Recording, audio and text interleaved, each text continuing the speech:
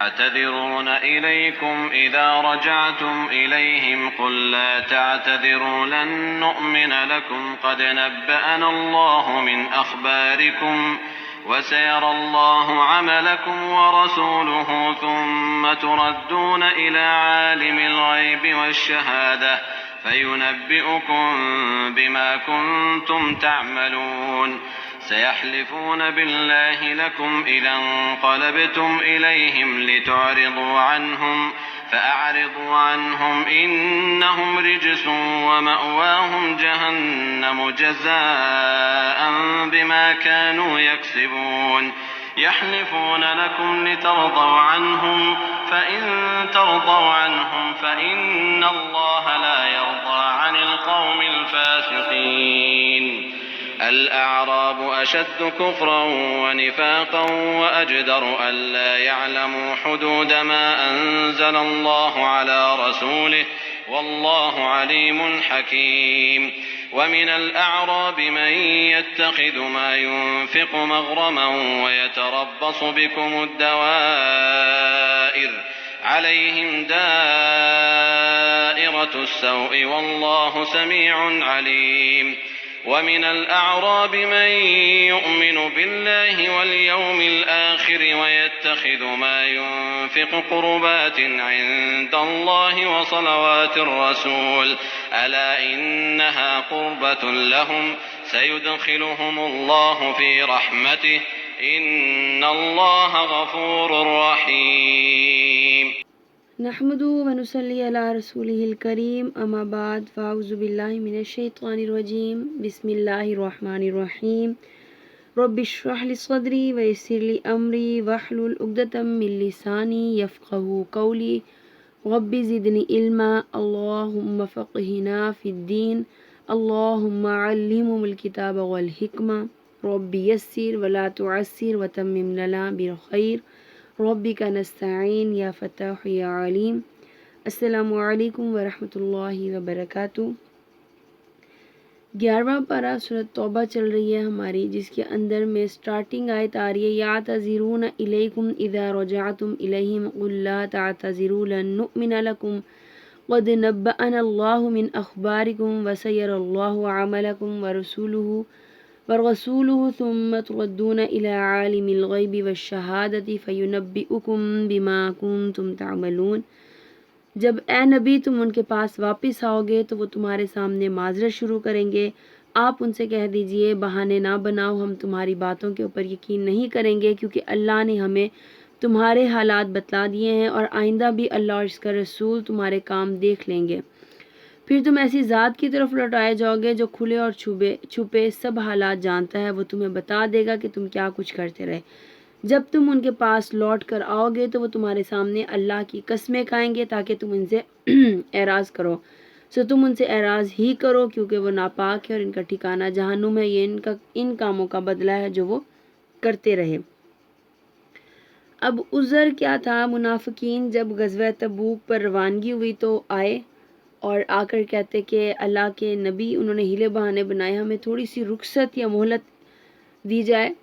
کچھ نے کہا کہ جی آپ جہاں جنگ کے لیے جا رہے ہیں ان کی عورتیں بہت خوبصورت ہیں تو میں عورتوں کی طرف مائل ہو جاتا ہوں، میں فتنے میں پڑ جاؤں گا، اس لیے مجھے نہ ساتھ لے کے جائیں۔ کسی کا ہمارے گھر غیر محفوظ ہے، ہمارے گھر اونچے اس کی دیواریں نہیں ہیں، ہماری عورتیں ہیں، بچے ہیں۔ تو کچھ نے کہا کہ میں کاروباری نظام کا بندہ ہوں، وہاں پر جا کر میں تجارت میں پڑ جاؤں گا، کاروبار میں پڑ جاؤں گا، تو میرے ساتھ رعایت فرمائے کہ میں وہاں پر نہ جاؤں، تاکہ میں ایک عذر تھے ان کے کہ ایک ایسی چیز سے بچ جاؤں جو جنگ میں جائز نہیں ہے۔ تو اللہ نے یہاں فرمایا نبی ان سے کہو کہ عذر نہ پیش کریں، میں نے ان کے دلوں کے حال کو خوب جانا ہے کہ وہ کس چیز کی طرف اشارہ کریں۔ اسی پر نا کہ جیسے غزوہ تبوک سے واپسی پر آپ صلی اللہ علیہ وسلم نے فرمایا کہ مدینہ میں کچھ لوگ ایسے ہیں کہ انہوں نے کوئی راستہ نہیں چنا اور کوئی وادی طے نہیں کی مگر وہ برابر تمہارے ساتھ رہے، انہیں عذر نے روک لیا تھا، ٹھیک ہے۔ اب منافقین نے بھی عذر پیش کیے۔ اب یہ کن کی بات ہو رہی ہے جو حدیث میں نے آپ کو سنائی ہے؟ یہ وہ کمزور تھے جو جانا چاہتے تھے لیکن وسائل نہیں تھے، ان کے پاس کچھ ایسے جنگ کے جانے کے ذرائع نہیں تھے، کہہ سکتے ہیں سواریاں نہیں تھیں، ان کے پاس زریں نہیں تھیں، ان کے پاس تلواریں نہیں تھیں، سامان ضرورت نہیں تھا زندگی کا، تو انہوں نے عذر پیش کیا۔ تو عذر تو اللہ رب العالمین نے ان کا ویسے بھی سمجھ ہی لیا، جان ہی لیا۔ جس میں آتا ہے کہ حضرت ابو سعید خدری فرماتے ہیں کہ مجھے میرے ساتھیوں نے نبی کریم صلی اللہ علیہ وآلہ وسلم کی طرف روانہ کیا کہ جاؤ اور ان سے سواریاں طلب کرو، تو جب میں آپ کی طرف آیا تو آپ نے مجھے سواری دینے سے انکار کر دیا۔ وہاں حضرت سعید کہتے ہیں کہ میں غمگین ہو گیا جبکہ نبی کریم صلی اللہ علیہ وسلم منافقین کے عذر سننے کے بعد غصے میں تھے۔ تو حضرت ابو سعید کہتے ہیں مجھے سمجھ نہیں آئی کہ آپ نے مجھے غصے سے جواب دیا۔ تو اللہ نے پھر اس کے بعد ان کو کہا کہ وہ لوگ جو عذر رکھ رہے ہیں اور وہ پیچھے رہ گئے ہیں، بیٹھ گئے ہیں، وہ ایسے ہی ہیں جیسے تبوک کے اندر میں وہ موجود رہے تھے، حاضر رہے تھے، جنہوں نے جنگ کی تھی۔ تو اللہ ان کے عذر کو قبول کرتے ہیں۔ جو حدیث ہے یہ انہی صحابہ کرام رضی اللہ اجمعین کے لیے اتری ہے۔ اب اس کے بعد بدوی جو تھے وَمِنَ الْأَعْرَابِ مَن يَتَّخِذُ مَا يُنْفِقُ مَغْرَمًا وَيَتَرَبَّصُ بِكُمْ۔ اب اس میں کیا ہے کہ یہ جو بدوی عرب کے کفر اور نفاق کے اوپر تھے وہ زیادہ سخت تھے اس معاملے میں، تو اس کے اندر میں کہ ان سے جب کہا گیا کہ خرچ کرو، ٹھیک ہے، بدوؤں سے جب کہا گیا ایسے لوگوں کو کہ اللہ کی راہ میں خرچ کرو، تو وہ کہنے لگے جب خرچ کرنا ہے اللہ کے راستے میں تو اپنے اوپر ہم زبردستی کیوں کریں، یہ تو اللہ کی راہ ہے، ہمارا دل کرے گا تو ہم خرچ کریں گے، اس میں زبردستی کیوں ہے؟ تو وہ اس کو نا اپنے اوپر بوجھ سمجھنے لگ گئے کہ اللہ نے کہا نا کہ میری راہ میں خرچ کرو، جہاد کے لیے خرچ کرو، نکلو، تھوڑے زیادہ بوجھل خوشی کے ساتھ میں، لیکن نکلو، جنگ فرض ہو گئی، اب تو نکلنا پڑے گا۔ تو یہ بدو اپنے اوپر وہ بوجھ اور اس کو مغرمن تاوان کا ذریعہ، اور وہ بڑا اس کو نا برا سمجھنے لگے، یہ کیا مسئلہ ہو گیا کہ بھئی ہمارے اوپر سے جبرانی جنگ بھی ہو گئی فرض، اس کے ساتھ میں دوسرا کیا ہوا کہ جی خرچ بھی کریں آپ۔ تو ان کے جو دل تھے نا اصل میں وہ سخت ہوئے تھے۔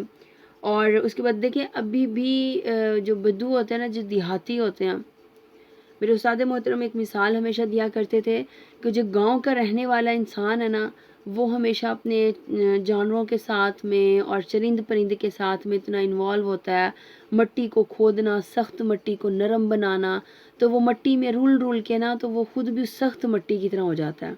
یعنی اس کے دل کے اندر پھر وہ اثر نہیں رہتا۔ اب واللہ علم انہوں نے کس تجربے کی بنا پہ یہ بات کی تھی، لیکن جو اکثر ہمارا خود کا بھی ایسا موقع ہوتا ہے جب جانا ہو کبھی سائڈ ایریاز کے اندر میں ان پر، تو ان میں واقعتاً جا کے محسوس ہوتا ہے کہ وہ اتنی غرق ہو گئے دنیا کے اندر اور اپنے ان مال مویشیوں اور زمینوں کے اندر کہ انہوں نے خیر کو طلب کرنا چھوڑ دیا، اس کی طرف لگن بڑھنا، تڑپ اس کو چھوڑ دیا۔ تو جو بدو ہے نا عرب کے، وہ بھی یہی تھے، سخت تھے نفاق کے اوپر، ایمان نہیں تھا ان کے اندر میں۔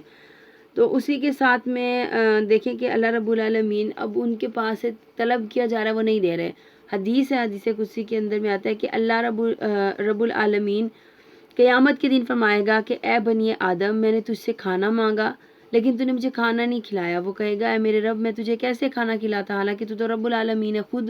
اللہ خود رزق دے رہے ہیں، رزاق ہے، تو ان کو کھانا کھلانا وہ تصور کرے گا، آپ کو کیسے لگتی ہے بھوک؟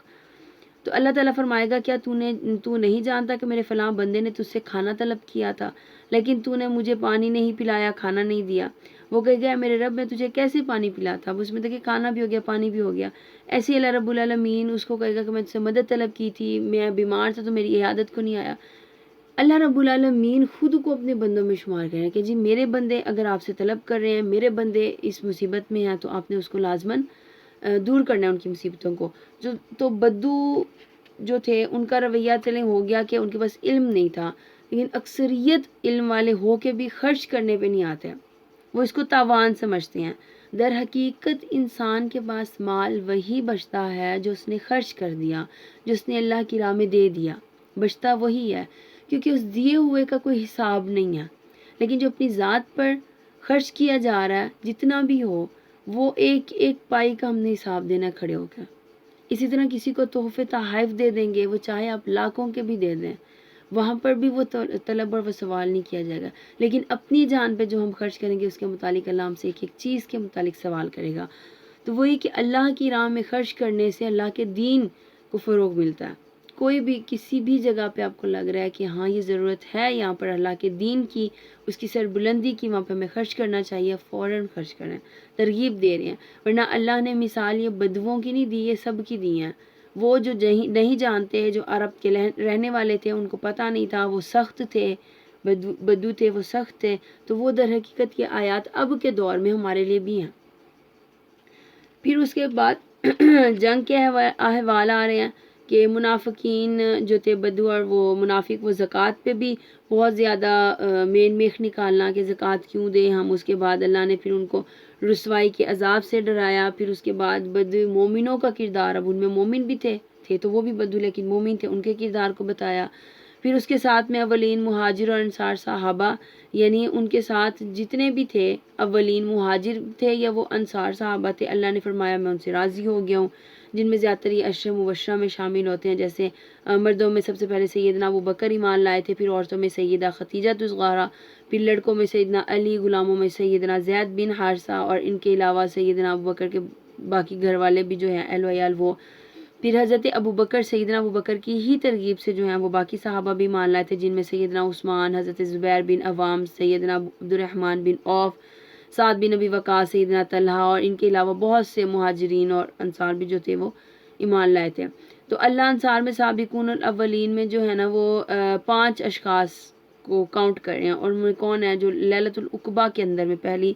جو عقبہ کی وہ بیعت تھی اس کے اندر میں شامل تھے، ان میں حضرت سعد، عوف بن رافع، قطبہ اور جابر۔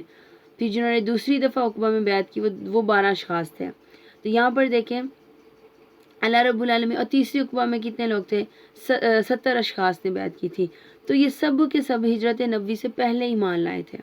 اور انہوں نے ایمان لانے کے بعد میں دیکھیں اپنے اپنے علاقوں سے آئے اور آ کر انہوں نے وہاں پر ہجرت کی تھی، بیعت کی تھی۔ تو اللہ ان کو السابقون الاولون کہہ رہے ہیں کہ یہ وہی لوگ ہیں جو ابتدائی دور میں مسلمان ہوئے تھے، جنہوں نے اسلام کو فروغ دیا تھا اور سبقت لی تھی۔ اسی کے ساتھ اللہ رب العالمین یہاں پر بتا رہے ہیں وَآخِرُونَ اعْتَرَفُوا بِذُنُوبِهِمْ خَلَطُوا عَمَلًا صَالِحًا وَآخِرُ سَيِّئًا۔ اہل مدینہ کے جو نفاق کے منافق تھے، ان کے اور بدوؤں کے احوال کے بعد اللہ رب العالمین غزوہ تبوک میں پیچھے رہنے والے لوگوں کا ذکر کر رہے ہیں، اور ان میں سے کہتے ہیں کہ تقریباً 7 مسلمان تھے جو پیچھے رہ گئے تھے، اور ان کی وجہ کیا تھی؟ سستی تھی، اور کچھ بھی نہیں تھا، سست تھے، وہ بھی عذر پیش کر رہے تھے، ٹھیک ہے، اور اس کے علاوہ صحابہ بھی عذر پیش کر رہے تھے۔ اب انہوں نے عذر پیش نہیں کیا، کہتے ہیں اکثریت کے پاس اپنی سواریاں بھی تھیں لیکن سستی تھی، معلومات اور گھر کے اندر میں غرق ہو کے یہ تبوک کی طرف سفر نہیں کر سکے۔ تو جب نبی کریم صلی اللہ علیہ وسلم واپس آئے تو انہوں نے کہا کہ ان صحابہ نے 7 صحابہ نے، جن میں سے سر فہرست ابو لبابہ بن عبد المنظر تھے، تو انہوں نے کہا کہ جی ہم مسجد نبی کے ستون سے خود کو باندھ دیتے ہیں، اور اس کے بعد اللہ رب العالمین کے نبی جب آئیں گے تو وہ ہمیں خود ہی کھول لیں گے، تو یہی ہماری مطلب اس میں ہوگی نا۔ اب جب نبی کریم صلی اللہ علیہ وسلم جنگ تبوک سے واپس آئے، آ کر دیکھا یہ ستون سے بندھے ہوئے ہیں، تو آپ نے فرمایا کہ واللہ جب تک اللہ حکم نہیں دے گا میں ان کو نہیں کھولوں گا۔ تو اس کے بعد کئی روز تک یہ جو ہے بغیر کھائے پیے جو ہیں، انہوں نے کھانا پینا بھی خود پہ کر لیا کہ جب تک اللہ کے نبی ہمیں نہیں کھولیں گے ہم تب تک کچھ کھائیں پیئیں گے بھی نہیں۔ تو کئی ایام جو ہیں وہ ایسے ہی گزر گئے بے خوابی کے اندر بغیر کھائے پیے، تو حتیٰ کہ یہ بے ہوش ہو کے گر پڑے۔ تب یہ آیات نازل ہوئی تھی وَآخِرُونَ اعْتَرَفُوا بِذُنُوبِهِمْ خَلَطُوا عَمَلًا صَالِحًا وَآخَرَ سَيِّئًا عَسَى اللَّهُ أَن يَتُوبَ عَلَيْهِمْ إِنَّ اللَّهَ غَفُورٌ رَحِيمٌ۔ ان کے علاوہ کچھ اور لوگ ہیں جنہوں نے اپنے گناہوں کا اعتراف کر لیا اور وہ ملے جلے عمل کرتے رہے، کچھ اچھے بھی تھے اور کچھ برے بھی تھے۔ امید ہے کہ اللہ ان کی توبہ قبول کر لے، کیونکہ وہ درگزر کرنے والا اور رحم کرنے والا ہے۔ اب اس کے بعد جو نبی کریم صلی اللہ علیہ وسلم نے ان کو آزاد کیا، اور ان آیات کے بعد میں پھر صدقے کے اوپر ترغیب دے رہے ہیں اللہ رب العالمین کہ صدقہ دینا چاہیے انسان کو۔ صدقات جو ہیں وہ فقراء کے لیے ہوتے ہیں، اور صدقات سے جو ہیں زمین کے اندر میں غریب جو ہیں ان تک رسائی ہوتی ہے، وہ اپنے اسباب یا جو بھی اپنی ضروریات زندگی ہیں اس کو صحیح طریقے سے آسان طریقے سے گزر بسر کر سکیں۔ تو صدقات اسی لیے دینے کی ترغیب زیادہ دی جاتی ہے، جتنا بھی ہو آپ دے دیں اس کو۔ پھر اس کے بعد مسجد کی بات ہو رہی ہے کہ مسجد کی بنیاد رکھی گئی تھی۔ جو مسجد کی بنیاد رکھی گئی تھی اسی علی التقویٰ، تقویٰ کے اوپر، اس میں 2 رائے آتی ہیں۔ اس میں آتا ہے نا کہ کچھ اس کو مسجد قباء کاؤنٹ کرتے ہیں مفسر، اور کچھ اس کو مسجد نبوی میں شمار کرتے ہیں کہ یہ مسجد نبوی ہے۔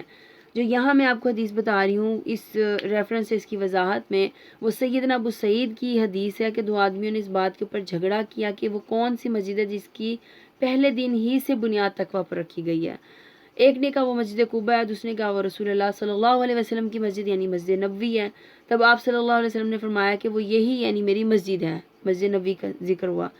اب اس میں دیکھیں کہ حضرت انس جو ہیں وہ فرماتے ہیں کہ جب آپ مدینہ تشریف لائے تو مدینہ کے بلند حصہ جو تھا وہ قبیلہ بنی عمر بن عوف میں اترے، تو آپ 24 راتیں وہاں پر، کچھ اس کو 14 کاؤنٹ کرتے ہیں، کچھ 24 کے 24 راتیں وہاں پر رہے۔ پھر بنی نجار کو بلا بھیجا، جو تلواریں لٹکائے وہ حاضر ہوئے، آپ اونٹنی پر سوار ہوئے تو حضرت ابو بکر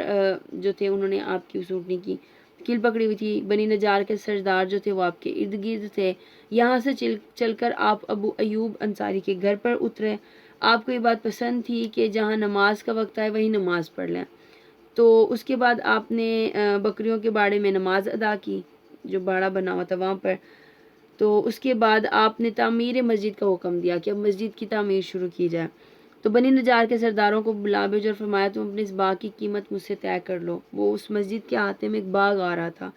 تو انہوں نے کہا کہ اس باغ کی قیمت، اللہ کے نبی نے کہ اس باغ کی قیمت مجھ سے مقرر کر لو اور مجھ سے قیمت لے لو۔ تو بنی نجار کے لوگوں نے کہا کہ ہم اللہ کی قسم، ہم تو اس کی قیمت اللہ سے ہی وصول کریں گے، یعنی انہوں نے اس کو ہبا کر دیا۔ تو اس باغ کے اندر ظاہر سی بات ہے قبیلے جو تھے وہ مسلم تو نہیں تھے اس وقت میں، مسلمان ہو رہے تھے۔ اب اس باغ کے اندر میں مشرکوں کی قبریں بھی تھیں، کچھ کھنڈر بھی تھے، کچھ کھجور کے درخت بھی تھے۔ تو آپ نے حکم دیا کہ مشرکوں کی جو قبریں ان کو کھود ڈالی جائیں، کھنڈر برابر کر دیے جائیں، اور کھجور کے درختوں کو کاٹ کر ان کی لکڑیاں جو ہیں وہ قبلے کی طرف جما دی جائیں۔ اس کے دونوں طرف پتھروں کا جو ہے وہ پشتہ لگایا۔ پھر صحابہ جو تھے وہ اشعار پڑھتے جا رہے تھے اور یہ کام کرتے جا رہے تھے، جس میں آپ صلی اللہ علیہ وسلم نے بھی اشعار پڑھے تھے۔ اللہم لا خیر الا خیر الآخرہ فاغفر الانصار والمہاجر، اے اللہ بھلائی تو وہی ہے جو آخرت کی ہو، اے اللہ انصار اور مہاجرین کو بخش دے۔ اب اس کے ساتھ میں جو مسجد ہے بنیاد یہاں پر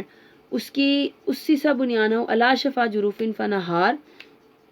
ایک ایسی عمارت کی بنیاد جو بالکل ہی گڑھے کے کنارے پہ ہے اور وہ کبھی بھی گر سکتی ہے۔ تو اس مسجد میں جو ہے اس کو مسجد زرار شامل کرتے ہیں۔ یہ منافقین نے بنائی تھی، اور منافقین نے بنائی کیوں تھی کہ ان کو کہیں ایک جگہ نہیں، پلیٹ فارم نہیں تھا جہاں پہ وہ بیٹھتے، جمع ہوتے اور وہ مشورے کرتی، اور نبی کریم صلی اللہ علیہ وسلم کے خلاف اور صحابہ کرام کے خلاف۔ تو ظاہر سی بات ہے اب نفاق کیا تھا، اوپر سے مسلمان، اندر جو ہے وہ ہمارا وہی ہے اپنے باش ذات والا، منافقت والا۔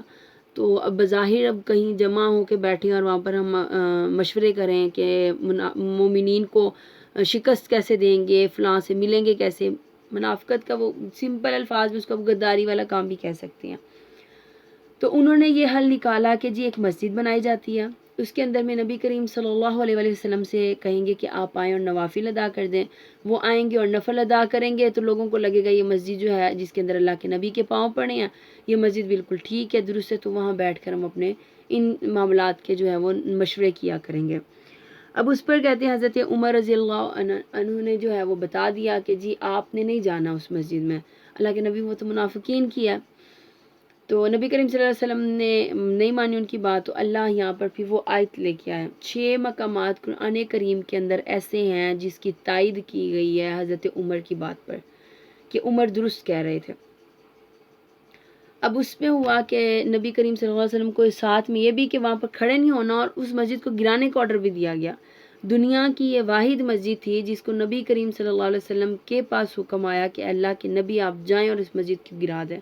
کیونکہ اس کی بنیاد نفاق پر رکھی گئی تھی۔ تو دیکھیں مساجد کی بنیاد اگر ایمان کے ساتھ میں اور صحیح سالم نیت کے ساتھ میں رکھی جائے تو اللہ رب العالمین اس کو قبول کرتا ہے، ورنہ ایسی عمارتوں کی ضرورت اللہ رب العالمین کو نہیں ہے جس کی بنیاد کس کے اوپر ہو، نعوذ باللہ اللہ کے قانون شریعت کے خلاف ہو، ان کے نبی کے خلاف ہو، تو اللہ رب العالمین نے پھر وہاں پر یہی فرمایا کہ اس مسجد کو جائیں اور گرا دیں۔ پھر اس کے ساتھ میں یہاں پر دیکھیں نا حضرت عائشہ کی حدیث ہے کہ جو شخص کوئی مسجد تعمیر کرے جس میں ریا اور دکھاوا مقصود نہ ہو تو اللہ اسے جنت میں اس کے لیے گھر بنائے گا۔ تو وہیں حدیث کے اندر میں دیکھیں الفاظ اگر ایک مسجد جس کی بنیاد غلط نیت پر رکھی گئی ہے، مقصد سی وہاں پر اپنی بڑائی ہے، ریا ہے، دکھاوا ہے، تو اللہ رب العالمین وہاں پر آنے والے نمازیوں کی نماز تو قبول کرے گا، لیکن آپ کی محنتوں کو ضائع کر دے گا۔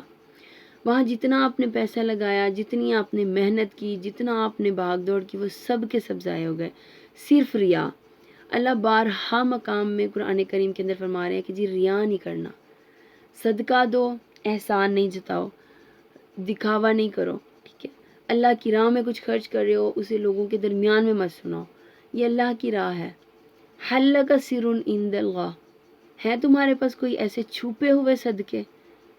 جو صرف تمہارے اور تمہارے رب کے درمیان میں ہو؟ اندہ کا بین و بین اللہ، تمہارے اور تمہارے رب کے درمیان میں ہو، ہیں کوئی تمہارے پاس ایسے صدقے؟ اللہ یہ سوال کریں گے۔ دیکھیں وہ صدقے جو ہم نے سنا دیے، ہم نے بتا دیے، ہم نے جتا دیے، ان کا تو کوئی فائدہ ہی نہیں ہے۔ بہت سے ایسے لوگ ہوتے ہیں جو صرف اس ڈر سے جا کر کسی سے مدد نہیں طلب کرتے کہ جی انہوں نے بتا دینا ہے۔ تو ہماری جو کہتے ہیں نا کہ سیلف رسپیکٹ ہر پرسن کے اندر میں ہے، ایک بچے کے اندر میں بھی اپنی سیلف رسپیکٹ ہوتی ہے، وہ اس کو بھی مجروح نہیں کرنا چاہتا، اور ہمیں بھی نہیں کرنا چاہیے۔ تو اس میں وہی ہے کہ مساجد کے اندر میں اگر جا کر نیت ہی خالص نہ ہو تو مساجد میں رہنے کا کوئی فائدہ نہیں ہے، وہاں پر کچھ بھی نہیں اللہ رب العالمین آپ کو عطا کریں گے، نہ دنیا میں اور نہ آخرت میں۔ دنیا میں بھی اس کی بھلائیاں نہیں ہوں گی، آخرت میں بھی اس کی بھلائیاں نہیں ہوں گی۔ پھر اس کے ساتھ استغفار کی بات آ رہی ہے کہ جو ابراہیم علیہ السلام استغفار کرتے تھے، وَمَا كَانَ اسْتِغْفَارُ إِبْرَاهِيمَ لِأَبِيهِ إِلَّا أَن مَّوْعِدَةٍ وَعَدَهَا إِيَّاهُ فَلَمَّا تَبَيَّنَ لَهُ أَنَّهُ عَدُوٌّ لِّلَّهِ تَبَرَّأَ مِنْهُ إِنَّ إِبْرَاهِيمَ لَأَوَّاهٌ حَلِيمٌ۔ جو ابراہیم استغفار کی دعا کرتے تھے اپنے والد آزر کے لیے، وہ صرف ان کا ایک وعدہ تھا۔ اللہ رب العالمین نے اس کے بعد حضرت ابراہیم کو بھی منع فرما دیا، آپ نے مشرکین کے لیے کوئی استغفار کی دعا نہیں کرنی۔ تو یہاں اللہ رب العالمین شاید کو کیوں لا رہے ہیں کہ حضرت ابو طالب کی جب وفات کا وقت قریب آیا تو نبی کریم صلی اللہ علیہ وسلم ان کے پاس آئے، اور جہاں پہ ابو جہل، ابو سفیان اور یہ لوگ بیٹھے ہوئے تھے، تو انہوں نے ان کے کان میں آ کے کہا کہ چچا جان آپ میرے کان میں کلمہ پڑھ لیں تو میں آپ کی بخشش کروا دوں گا۔ تو وہاں پر ابو جہل والے نے کہا تھا کہ ابو طالب تم کیا آخری ایام میں، آخری وقت کے اندر میں اپنے آبا و اجداد کے دین کو چھوڑ دو گے؟ تو وہاں حضرت ابو طالب نے کلمہ نہیں پڑھا تھا۔ تو اللہ یہاں بتا رہے ہیں کہ آپ نے کوئی بھی ہو، آپ کا باپ ہو، آپ کا بھائی ہو، آپ کی ماں ہو، آپ کے بچوں میں سے، اہل و عیال میں سے کوئی ہو، لیکن ہے وہ مشرک اور اس کی وفات ہو گئی تو اپنے بخشش کی دعا نہیں کرنی۔ اس کے ساتھ میں اب 3 اشخاص کا قصہ آ رہا ہے، سیدنا کعب بن مالک اور ان کے دوسرے ساتھیوں کا۔ یہ بیسیکلی تو جو آیت نمبر اس میں پیچھے گزرا ہے 102 کے اندر میں، کہ 7 آدمی جنہوں نے ستون سے باندھا تھا، ان میں جو تھے نا یہ بھی شامل تھے، سیدنا کعب، حلالہ بن امیہ اور مرارہ بن ربی۔ اب ان تینوں نے جو ہے نا وہ 12 مقام پہ اپنے اخلاص کا جو ہے وہ ثبوت دے چکے تھے، 12 مقام پر۔ تو یہ لیلۃ العقبہ میں بھی آپ صلی اللہ علیہ وسلم سے بیعت انہوں نے کی تھی، غزوہ بدر میں شریک نہیں ہو سکے تھے، تاہم آپ اکثر کہا کرتے تھے یعنی جیسے کعب کہ مجھے لیلۃ العقبہ کی بیعت میں شمولیت غزوہ بدر میں شمولیت سے زیادہ عزیز ہے، ٹھیک ہے؟ تو بہت ساری اور بھی حدیث ان کے پاس ہوتی ہیں۔ اب ہوا یہ کہ جس غزوے میں بھی نبی کریم شریک ہوتے تھے یہ 7 ہوتے تھے، ٹھیک ہے؟ غزوہ اسرا، اس کو جو تبوک ہے اس کو اسرا کہتے ہیں، اس جنگ اور دوسری غزوہ بدر کی جنگ کے علاوہ۔ اب تبوک کے موقع پر انہوں نے پکی نیت کر لی کہ آپ جو ہیں وہ چاش کے وقت میں آئیں گے، تشریف لائیں گے تو ہم ان کو سچ سچ بتا دیں گے۔ ہوا کیا تھا، کہتے ہیں کہ جب صبح ہوئی انہوں نے دیکھا ان کے پاس اپنے نسلی گھوڑے بھی تھے اور سب کچھ، انہوں نے کہا ہم دوڑائیں گے گھوڑے اور ہم قافلے سے مل جائیں گے، صبح میں نکلیں گے تو دوپہر تک مل جائیں گے۔ وہ سستی کے نظر ہو گیا دین ان کا، دسترخوان خوان لگائے گئے، بیویوں اور بچوں میں مشغول ہو گئے اپنی مال میں۔ پھر دوپہر انہوں نے کہا چلے اب دوڑ لگائیں گے گھوڑوں کی تو ہم شام تک قافلے کے ساتھ میں پہنچ جائیں گے۔ کرتے کرتے میں نبی کریم صلی اللہ علیہ وسلم کے واپس آنے کا دن ہو گیا تبوک سے۔ اب اس کے بعد انہوں نے کہا کہ ہم اللہ کے نبی کو سچ سچ بتا دیں گے کہ ہمارے احوال کیا تھے۔ اس کے بعد اللہ رب العالمین کے طرف سے جو ہے یہ آیات نازل ہوئی۔ وہ ہوئی کیوں تھی؟ انہوں نے بھی کیا کیا کہ نبی کریم صلی اللہ علیہ وسلم چاش کی نماز جو ہے وہ مسجد نبوی میں ادا کیا کرتے تھے، اب اس وقت میں آتے تھے جنگ سے واپسی پر، تو انہوں نے کہا وہاں ہم سچ سچ احوال بتا دیں گے، اور میں بھی اور میرے ساتھی جو ہیں وہ بھی۔ تو انہوں نے نا خود ہی جب اللہ کے نبی آئے ہیں، تشریف لائے ہیں، تو انہوں نے فرمایا کہ جی جو تینوں لوگ پیچھے رہ گئے تھے، ٹھیک ہے، جھوٹے عذر کرنے کی بنا پر یا اسی حکم کی بنا پر، تو اصحاب کو بولنے سے منع کر دیا، اور نبی کریم صلی اللہ علیہ وسلم نے خود بھی ان سے کلام نہیں کیا۔ اب انہوں نے احوال بتا دیے، چاش کی نماز آپ نے ادا کی، کرنے کے بعد انہوں نے گئے خود اور جا کے اللہ کے نبی کو تمام احوال بتا دیے۔ اب وہاں پر اللہ کے نبی نے ان سے کلام نہیں کیا، تو جب اللہ کے نبی نے نہیں کیا صحابہ نے بھی نہیں کیا، ٹھیک ہے۔ گزر گئے، بہت سارے دن گزر گئے، حتیٰ کہ وہ کہتے تھے ہمارے اوپر زمین تنگ ہو گئی تھی، ہمیں لگتا تھا کہ بس اب ہمارے پاس مر جانا ہی زیادہ بہتر ہے، کوئی بھی ہمارے اہل و عیال تک نے جو ہے وہ ہم سے بات کرنا چھوڑ دی، جب اللہ کے نبی بات نہیں کرے تو باقی کون بات کرتا۔ تو اس وقت میں انہوں نے کہا کہ ہمیں اپنی راتوں میں عبادات اور استغفار کی کثرت ہو گئی ہماری، پھر ہمیں اپنی آخرت کی بھی جو ہے وہ فکر ہو گئی۔ تو اس کے بعد نبی کریم صلی اللہ علیہ وسلم نے اعلان فرمایا کہ فکر حضرت کعب کو کیا تھی کہ اگر اس حالت میں ہم فوت ہو گئے تو اللہ کے نبی نے ہمارا جنازہ بھی نہیں پڑھنا، رو کے گڑ گڑا کے راتوں میں کھڑے ہو کے انہوں نے استغفار کی، توبہ کی اللہ سے۔ تو اللہ نے کہتے ہیں 1 ماہ تک یہ حالات رہے، اس کے بعد اللہ نے پھر ان کی توبہ قبول کر لی تھی، اور اس کے بعد اللہ نے دوبارہ ان کو تنبیہ کی تھی کہ ایسا کام دوبارہ سے نہیں کرنا۔ پھر بدوؤں کی بات آ رہی ہیں کہ وہ اللہ کے نبی کی طرف مائل نہیں ہوتے، اپنے نفسوں کی طرف زیادہ مائل ہوتے ہیں، جو بھی اللہ کہہ رہے ہیں خرچ کرو گے، چھوٹا ہوگا کہ بڑا ہوگا، وہ تمام کا تمام جو ہے تمہیں آخرت کے دن میں ملے گا اس کے جزا۔ اور جتنے بھی مومنین ہیں وہ جب بھی کسی جگہ پر نکلیں، کسی جماعت میں، تو وہ پورے کو پورے نکلیں، اور ان میں سے جو ایک گروہ ہے اپنا جو سامان ہے، جنگ کے حالات میں بات ہو رہی ہے، تو ان میں سے جو ایک گروہ ہے وہ دین کی سمجھ بوجھ پیدا کرنے کے لیے اور دوسرا جنگ کے لیے جائے۔ اب اس میں دیکھیں کہ آپ نے خود ہی گروہ بندی کر دی، ٹھیک ہے، اللہ نے قرآن کے اندر خود گروہ بندی کر دی ہے، تو ہم اس کیٹیگری کے ہی لوگ ہیں کہ جی کس نے اگر جماعت کے لیے نکلنا ہے، جماعت مراد اس میں کہ مبلغ بھی ہو سکتے ہیں، مفسر بھی ہو سکتے ہیں، داعی الخیر والا کوئی بھی ان الحق کے کام کرنے والے ہیں آپ، وہ بھی ہو سکتے ہیں۔ دوسرا کیا ہے، آپ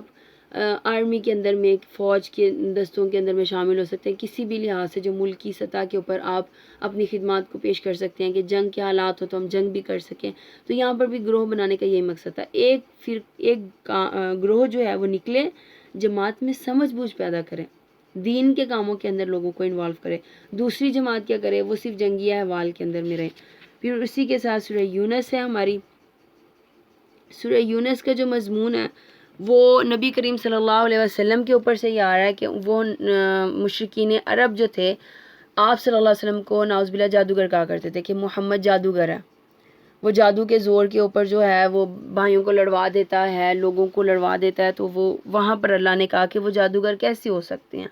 ان کے اوپر تو ایک کلام پیش کیا جا رہا ہے۔ تو سورہ یونس کا جو مضمون ہے وہ زیادہ تر اسی کے اوپر ہی آتا ہے۔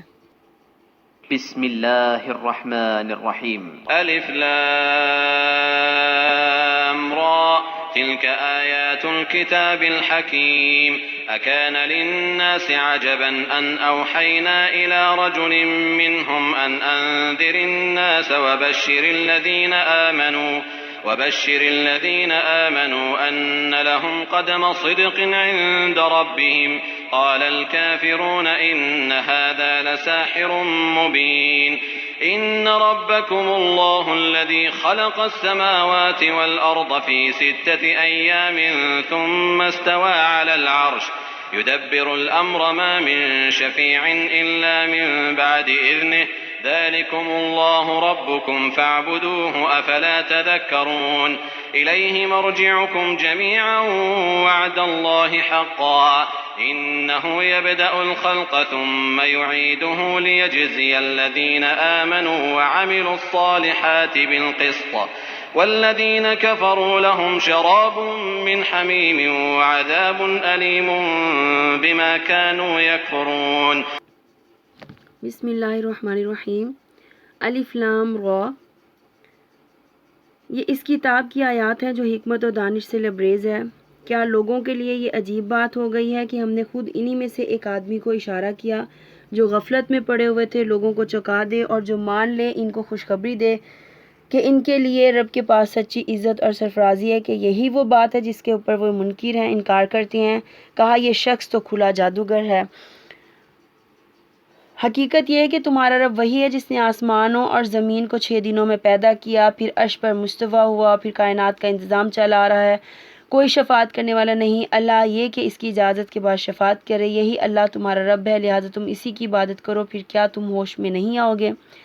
پھر اس کے بعد اللہ جو ہیں وہ شمس کو ضیاء اور قمر کو نور کہہ رہی ہیں، ضیاء ایک ایسی روشنی ہوتی ہے، ایسی چمک ہوتی ہے جو تپش اور حرارت اور اس کے بعد میں بہت زیادہ روشن ہوتی ہے،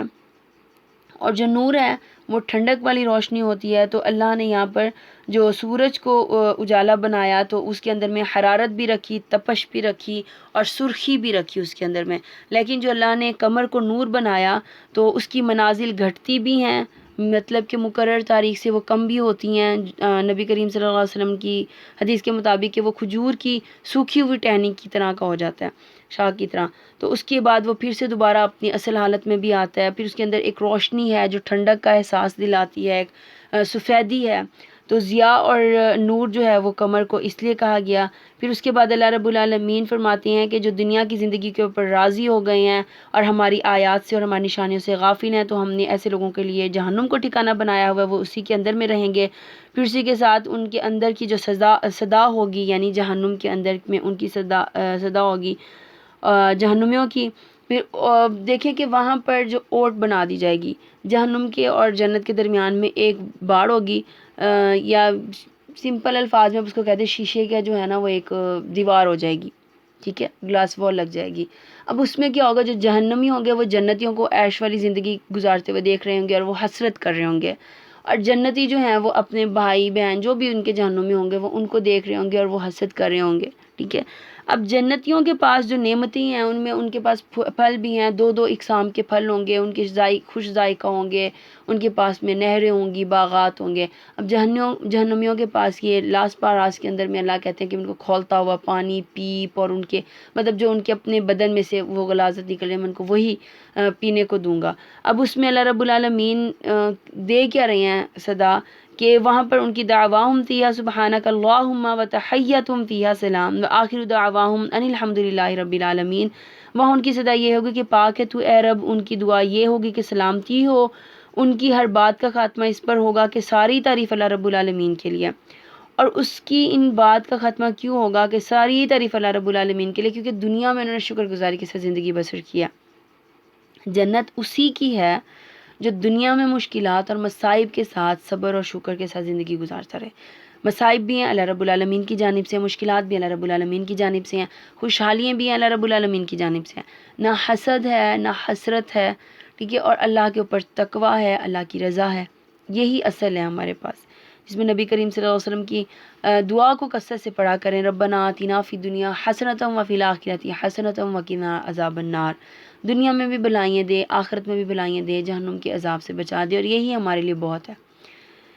پھر اس کے بعد اللہ رب العالمین کہتے ہیں کہ رب تو وہی ہے جو تمہیں خشکی میں بھی اور تری میں بھی چلاتا ہے، جب تم کشتیوں کے اوپر سوار ہوتے ہو تو وہ ہواؤں کو موافق کر دیتا ہے، پھر تم خوشحالی کے ساتھ اپنے سامان کی خرید و فروخت کرتے ہو۔ یعنی اللہ خود اپنی اب معرفت بتایا آپ کو، اللہ کون ہے، وہ اپنی پہچان کروا رہے ہیں کہ رب تو وہ ہے کہ پھر بھی تم اس کی عبادت نہیں کرو گے۔ پھر اسی کی طرف کہ اللہ تو تمہیں دارالسلام یعنی دین کی طرف بلاتے ہو، اور تم جو ہو وہ اس سے الٹ رستہ اختیار کرتے ہو۔ جن لوگوں نے بھلائی کی راہ اختیار کی تو ان کے لیے بھلائی ہی ہے، بلکہ اس سے بھی بڑھ کر اللہ اپنا فضل ان کو عطا فرمائے گا۔ اور اللہ کا جو فضل ہے نا یہاں پر ان آیات کے اندر، آیت 26 کے اندر میں،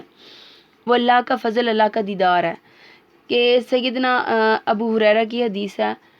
نبی کریم صلی اللہ علیہ وسلم نے فرمایا کہ جنتی جب جنت میں جائیں گے تو اللہ رب العالمین کا ایک پکارنے والا ان کے پاس آئے گا، اور وہ آ کر ندا کرے گا، صدا کرے گا کہ کیا تمہیں اس کے علاوہ بھی کچھ چاہیے؟ تو جنتی حیران ہو جائیں گے نا کہ اس کے علاوہ بھی کچھ ہے، ہمیں جنت دے دی گئی اور ہم عیش کے اندر میں ہیں، تو اس کے علاوہ بھی کچھ ہمارے اعمال، ہمارے ٹھیک ٹھیک حساب ہمیں تولے گئے ہیں۔ تو وہاں پر کہتے ہیں کہ اللہ رب العالمین اپنا جو حجاب ہے، ٹھیک ہے، اس سے پردہ اٹھا دیں گے، اور کہا یہ جائے گا کہ یہ، پھر وہاں پر جنتی دیکھے کہیں گے کہ جو ہمیں دیا گیا تھا وہ تو اس کے سامنے کچھ بھی نہیں تھا۔ تو اللہ وہاں پر اپنا حجاب ہٹا دیں گے اور جنتیوں کو اپنا دیدار۔ تو اللہ کا فضل آخرت میں اللہ کا دیدار ہے، کیونکہ یہ بھی تو ہر ایک کو نصیب نہیں ہوگا نا، صرف جنتی لوگوں کو اللہ کا دیدار نصیب ہوگا۔ تو اس کے بعد اللہ کہیں گے کہ یہی تو تمہارا حقیقی رب ہے، پھر بھی تم حق نہیں قبول کرتے ہو، پھر بھی تم گمراہ ہوتے ہو، آخر تم جا کدھر رہے ہو؟ یہ ایک سوال اللہ خود کرے، تم جا کس رستے کی طرف رہے ہو؟ اتنا مہربان رب ہے، اتنا کریم، اتنا شفیق رب ہے، اس کو چھوڑ کے کہاں جا رہے ہو؟ اتنا فضل، اتنی عنایات، اتنی رحمتیں، نعمتیں اس نے دی ہوئی ہیں، اس کے باوجود کہاں جا رہے ہو؟ حقیقت یہ کہ ان میں سے بہت سے لوگ محض قیاس رائیاں اور گمان کے پیچھے چلتے ہیں، حالانکہ گمان حق کی ضرورت کو کچھ بھی پورا نہیں کرتا۔ جو کچھ یہ کر رہے ہیں اللہ اس کو خوب جانتا ہے۔ اکثریت کس کے پیچھے چل رہی ہے؟ گمان کے پیچھے۔ یہود کہا کرتے تھے کہ عزیر علیہ السلام اللہ کے بیٹے ہیں تو ہم بخشے بخشائے ہیں۔ نصارہ کا بھی یہی عقیدہ تھا، ہمارا بھی یہی ہے الحمدللہ کہ بھی ہم نبی کریم صلی اللہ علیہ وسلم کی امت ہیں تو ہمیں اعمال کی ضرورت ہی نہیں ہے، بخشے بخشائے ہیں۔ بہت سی ایسی باتیں ہیں جب گردش کرتی ہیں تو حیرانگی بھی ہوتی ہے کہ ہم کس سمت میں جا رہے ہیں۔ سننے میں آتا ہے جی جو ہمارے اولیاء ہیں وہی ہمیں بخشا سکتے ہیں تو ہم نے اسی لیے ان کے پیچھے چلنا ہے۔ یہ جو اللہ کے مقربین میں سے ہیں، ٹھیک ہے، یہی ہمیں بخشائیں گے تو ہم نے ان کے پیچھے چلنا ہے۔ ہم جی اللہ رب العالمین کے یہاں پر دیکھیں، سید کا ہونا صحیح معنوں میں آپ کی بخشش کا نہیں ہے کہ آپ سید ہیں تو آپ کو بخش دیا جائے گا۔ یہ بھی سنا جاتا ہے جی ہم تو ہاشمی خاندان کے ہیں، ہم تو سید ہیں، ہمیں تو اعمال کی ضرورت ہی نہیں ہے اس لیے ہم بخشے بخشائے ہیں۔ قرآن کہہ رہا ہے الذین آمنوا، وہ لوگ جو ایمان لے کے آئے، وعملوا الصالحات، جنہوں نے نیک عمل کیا، انہی کے لیے تو باغات ہے، تجری من تحتها الانہار، ان کے لیے نیچے سے نہریں بہتی ہیں۔ ایمان اور عمل صالح، قبولیت کی شرائط بھی یہی ہیں۔ اتباع سنت ہے نہیں، تارک سنت ہیں ہم، اس کے باوجود ہم کہیں کہ جی جنت ہماری ہے۔ تارک سنت لوگوں کے لیے جنت تو نہیں ہوگی، جنت کن کے لیے ہوگی؟ جو اتباع سنت کے لوگ ہیں۔ پانی ہم کھڑے ہو کے پیتے ہیں، پانی ہم ایک سانس میں پی لیتے ہیں، ہمیں وہ آداب نہیں آ رہے جو نبی کریم صلی اللہ علیہ وآلہ وسلم نے ہمیں سکھائے تھے۔ کھانا ہم اس طریقے سے کھاتے نہیں ہیں، اوور ایٹنگ ہم کرتے ہیں، سستیاں ہماری قوموں کے اندر ہیں، اور اس کے باوجود ہم گمان کیا کر رہے ہیں اللہ رب العالمین سے کہ جی وہ ہمیں جنت میں بھیجیں گے۔ تو اللہ کہتے ہیں نا کہ مجھے تمہاری عبادات اور ریاضتیں چاہیے، مجھے تمہارا مال کثرت کے ساتھ اولادوں کی کثرت یہ نہیں چاہیے، تو اعمال کر لیں۔ اس پہ بھی نبی کریم صلی اللہ علیہ وسلم کی حدیث مبارکہ ہے کہ اللہ کو جو پسند ہے نا کام، وہ کیا ہیں؟ قلیل ہوں، تھوڑے ہوں، پر متواتر ہوں۔ یعنی آپ نے اگر ایک مثال دیں کہ فجر کے بعد آپ نے ایک قرآن پاک کا ایک ہی رکوع پڑھنا ہے، ایک رکوع، زیادہ نہیں، اس کو آپ نے متواتر اپنی زندگی کا حصہ بنا دیا کہ میری فجر کی نماز کے بعد یہ ایک رکوع کی تلاوت کبھی بھی مؤخر نہیں ہوگی، کبھی بھی نہیں چھوٹے گی، تو اللہ کو وہ ایک رکوع ہی پسند ہے۔ یہ نہیں کہ ایک رات میں بیٹھے اور پورا قرآن پاک مکمل کر دیا اور پورا سال بالکل ہی آپ دھیان نہ دیں، تو اللہ کو ایسے اعمال پسند نہیں ہیں، کم ہوں لیکن وہ مستقل و متواتر ہوں۔ اسی کے ساتھ کہ اللہ کہتے ہیں دنیا کی زندگی میں یہ ریجھ گئے ہیں، یہ اس کے اندر مگن ہو گئے ہیں، تو آخرت کو انہوں نے بھلا دیا ہے تو میں بھی ان کو ویسے ہی بھلا دوں گا۔ پھر اس کے بعد اللہ قوموں کے احوال بتا رہے ہیں کہ اچانک رات کے اندر میں ان کے اوپر عذاب آ جاتا ہے، پھر یہ کس چیز کے لیے جلدی کر رہے ہیں، یہ جو مجرم ہیں، عذاب تو ان کے پاس آ چکا ہے، یعنی دنیا میں ان کے اوپر عذاب آ چکا۔ پھر ظالموں سے کہا جائے گا کہ بس اپنے عذاب کا مزہ چکھو، جس کی تم جرم کیا کرتے تھے اس کی پاداش ہے یہ جو تمہیں بدلہ دیا جا رہا ہے۔ پھر اس کے بعد اللہ رب العالمین کہہ رہے ہیں اے لوگو تمہارے پاس تمہارے رب کی طرف سے نصیحت آ چکی، وہ چیز جو دلوں کے امراض کی شفا ہے، یعنی قرآن تمہارے پاس آ گیا، نبی کریم صلی اللہ علیہ وسلم کی جو سنت ہے وہ تمہارے پاس آ گئی۔ اس میں حضرت عائشہ کی حدیث ہے کہ نبی کریم صلی اللہ علیہ وسلم نے ایک مرتبہ فرمایا ان کے پاس گئے تو دیکھا کہ ایک عورت عائشہ رضی اللہ تعالیٰ کا علاج کر رہی ہیں، یعنی ان کو جو ہے وہ دم وغیرہ کر رہی ہیں، تو آپ نے فرمایا کتاب اللہ یعنی قرآن مجید کے ساتھ اس کا علاج کرو۔ حدیث کیا ہے کہ حضرت عائشہ بیمار ہوں گی یا ان کو کوئی اور مرض لاحق ہوگا، تو ایک عورت ان کے پاس بیٹھ ان کو دم کری تھی۔ اب یہ حدیث بھی خود حضرت عائشہ ہی روایت کر رہی ہیں، تو وہاں نبی کریم صلی اللہ علیہ وسلم تشریف لائے تو انہوں نے کہا کہ اس قرآن سے اس کا، یعنی کسی اور جنتر منتر سے نہیں، اس قرآن کے کلام سے اس کا دم کرو، یعنی اس کو شفا حاصل کرو۔ تو اللہ نے فرمایا کہ قرآن تمہارے لیے شفا ہے، تمہارے لیے رحمت بھی ہے، تمہارے لیے رزق بھی اسی میں سے نازل کیا جائے گا، تم اس کی کثرت کرو گے۔ پھر اس کے بعد اللہ کہہ رہے ہیں سنو جو اللہ کے دوست ہوتے ہیں، اور اللہ کے دوست کون ہوتے ہیں؟ ان اولیاء اللہ لا خوف علیہم ولا هم یحزنون، ایسے دوست جن کو نہ خوف ہوگا نہ غمگین ہوں گے، جو اللہ کے دوست ہوتے ہیں، جو ایمان لاتے ہیں، جو تقوی اختیار کرتے ہیں اللہ کی راہ کے اوپر،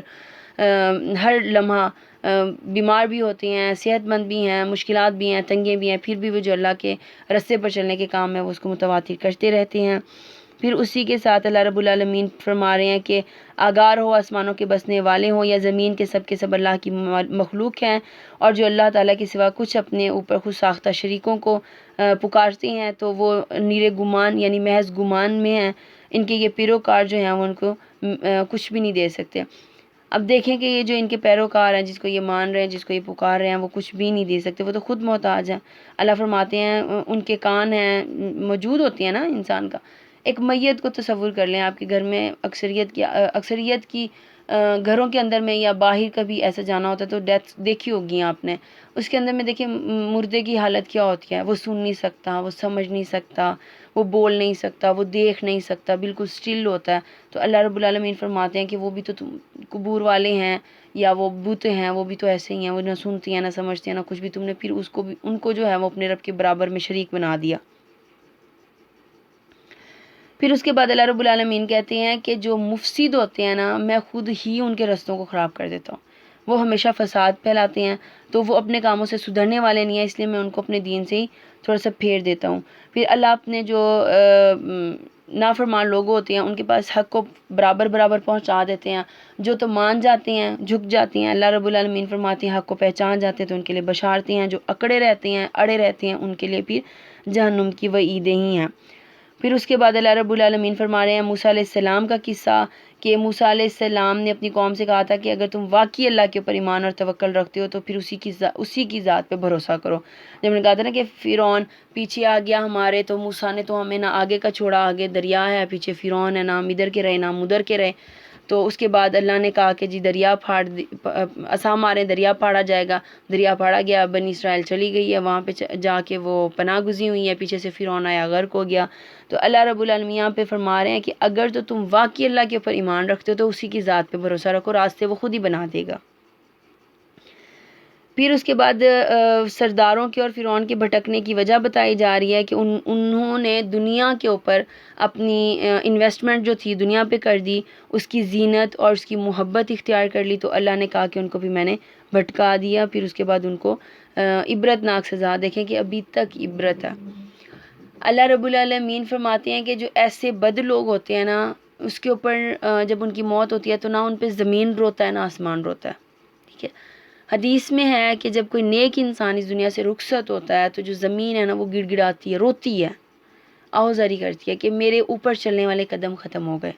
اٹھ گئے، اور آسمان خوش ہو رہا ہوتا ہے کہ اب یہ نیچے سے اس کے قدم ختم ہوتے میرے پاس آ گیا۔ اس کے برعکس جب کوئی بد مرتا ہے تو زمین خوشیاں مناتی ہیں، خوش ہوتی ہے کہ اس کے قدم مجھ سے ہٹ گئے ہیں، لیکن آسمان روتا ہے،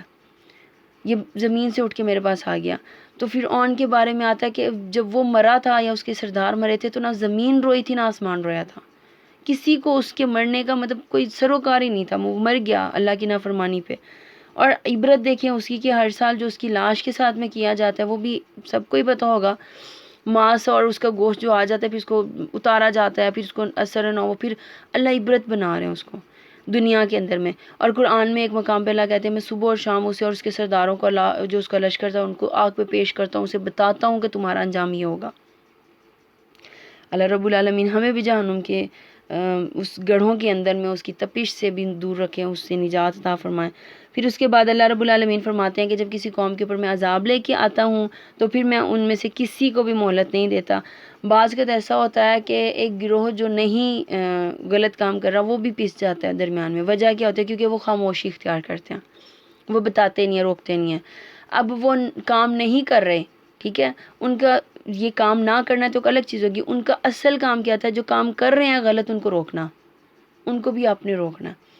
ہمارے پاس بھی اکثریت ایسی ہوتی ہے کہ جی ہمارے پاس تو اپنے اعمال ہیں، ہم اپنے قوام ہیں، ہم دوسروں کو کیوں روکیں؟ وہ غلط کام کر رہے ہیں تو کرنے دے۔ دیکھیں قومیں تباہ ہوئی تھی نا، تو اس میں وہ لوگ بھی شامل تھے جو اللہ کی عبادت کرتے تھے،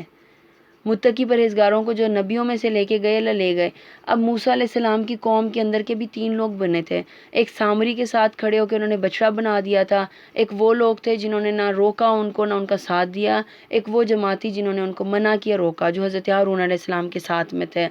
اب اس پر ہوا کیا، جب حضرت موسیٰ واپس آئے تو حضرت موسیٰ نے آ کے کہا تم نے یہ کیا کام کیا، اللہ کو یہ بالکل